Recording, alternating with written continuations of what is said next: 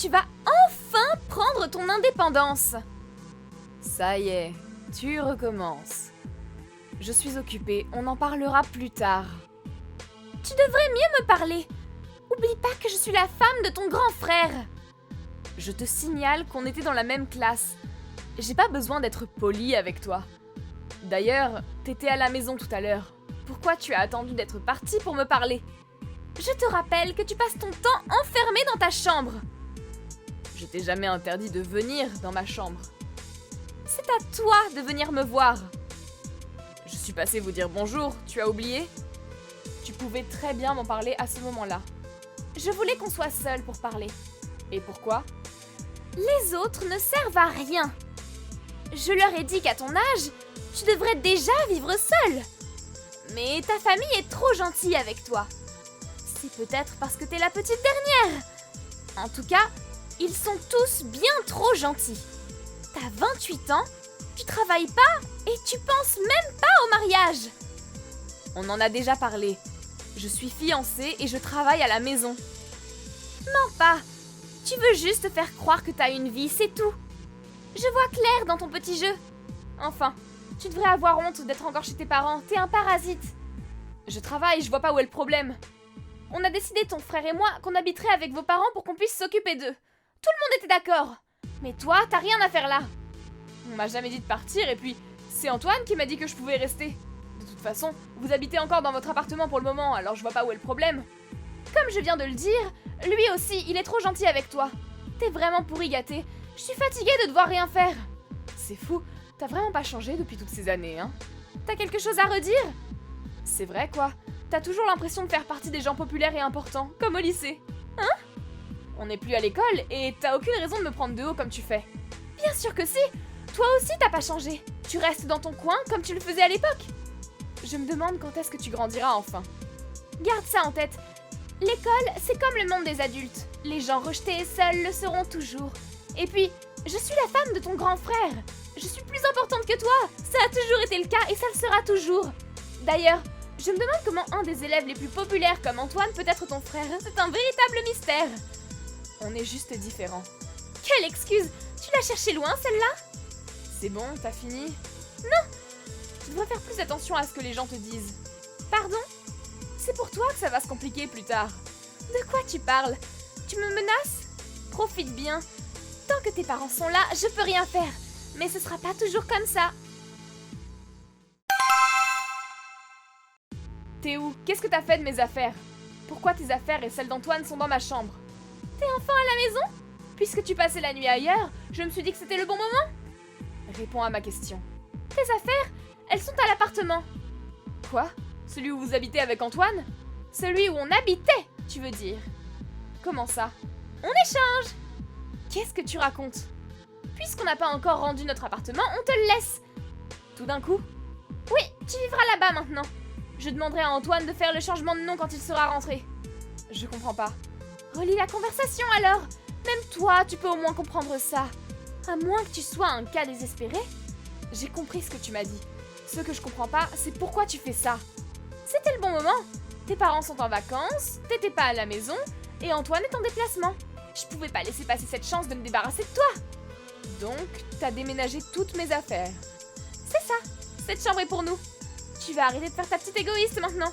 En fait, j'ai caché la clé de l'appartement sous le paillasson. Comment t'es rentrée chez nous? Je croyais que c'était Antoine qui avait les clés. Il les a laissées à la maison. Tu lui as rien dit, c'est ça? J'ai juste commencé le déménagement seul, il va être content. Tu devrais me remercier. Enfin, évidemment, ce sera pas gratuit. J'ai quand même déménagé toutes tes affaires seule. Je t'ai rien demandé. En fait, me dis pas que tu penses que la maison deviendra la vôtre un jour. Bien sûr que si, Antoine est le grand frère. Donc t'as décidé ça toute seule? Oui. Comme je te l'ai dit, ils sont trop gentils avec toi. Je fais ça pour que tu puisses devenir indépendante. Vous me remercierez plus tard. Si tu le dis. Donc tu penses que tout ira mieux si je pars, c'est ça? Oui. En fait, il y a une pièce verrouillée. Tu me donneras la clé. Non, ce sont les affaires de mon fiancé. Quelle imagination! Pense ce que tu veux. Bon, moi, tout ce que je veux, c'est emménager rapidement. Et quand ce sera fait, je veux pas avoir à voir ton visage tous les jours. Alors dépêche-toi de partir. C'est bien ce que je compte faire, je pars dès aujourd'hui. Enfin! Je vais faire changer les clés et la serrure, tu pourras pas revenir. On dirait que t'as pensé à tout. Évidemment, mon plan a enfin fonctionné. On verra bien. Viens pas te plaindre si ça se finit mal. Je me fais pas de soucis. Sophie? Quoi? T'es où? Je suis allée à l'appartement, tes affaires n'y étaient plus. T'es partie? Un ami m'a proposé de les mettre dans son entrepôt temporairement. Toutes tes affaires? J'étais un peu inquiète de laisser mes affaires dans un endroit où j'avais pas confiance. T'es où? Ça t'importe vraiment? Réponds-moi. Pourquoi? Tu peux revenir à la maison. Pardon? Antoine et moi allons reprendre notre appartement pour le moment. T'as changé d'avis? Reviens! Si tu reviens pas, Antoine va divorcer. Tes parents aussi sont fous de rage. Ils t'ont expliqué la situation? Je pensais pas que la maison était au nom de ton fiancé. Tu sais pourquoi? Oui, c'est la maison de tes beaux-parents qui sont décédés il y a 10 ans. Et comme ton fiancé est aux États-Unis, c'est ta famille qui s'occupe de la maison pour le moment. C'est ça. On savait sa date de retour depuis le début. Avec mes parents, on s'est mis d'accord pour vivre ensemble. On a juste agrandi la maison. Et bien sûr, c'est mon fiancé et moi qui avons payé. La moitié chacun. La moitié chacun? C'est quand même une grosse somme, non? D'où tu sors tout cet argent? Comme je te l'ai dit, je travaille à la maison. J'ai un diplôme et je gagne plutôt bien ma vie. Si j'ai pas dormi à la maison l'autre jour, c'est parce que j'étais à la réception organisée par un client. J'ai dormi à l'hôtel car c'était loin de la maison. Hier, je voulais travailler sur le projet d'un nouveau client une fois rentrée. C'est là que j'ai eu le plaisir de voir que mes affaires avaient disparu. Tu m'as bien retardé, tu sais. Tu devrais faire plus attention. Pourquoi tu ne m'as rien dit? Il me semble qu'Antoine t'a déjà tout expliqué quand vous vous êtes mariés. T'aurais pu me le dire hier! J'avais la flemme. Pardon? Tu m'écoutes jamais quand je te parle. Et puis, je voulais qu'Antoine voie ton vrai visage. Te débarrasser seul de toutes mes affaires. Chapeau! Arrête ça! Il hésite à demander le divorce. Quel dommage. Arrête! Honnêtement, j'ai toujours été contre votre mariage. Mais c'est pas comme si on vivait ensemble. Alors j'ai rien dit par respect. Évidemment, je pensais pas que tu essaierais de me jeter hors de la maison. La maison qui appartient à mon fiancé, qui plus est. Mais ma patience a atteint ses limites. J'étais pas au courant! C'est juste que t'as pas écouté ce qu'on t'a dit, c'est tout.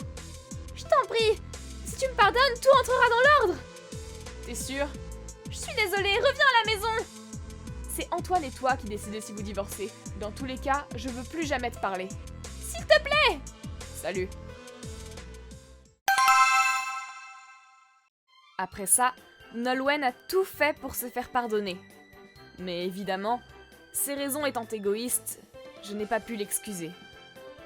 Antoine et mes parents non plus. Et c'est finalement elle qui s'est retrouvée dehors.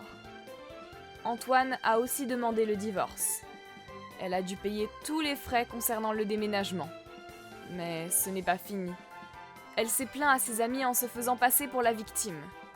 Malheureusement pour elle, ils étaient au courant de la vérité.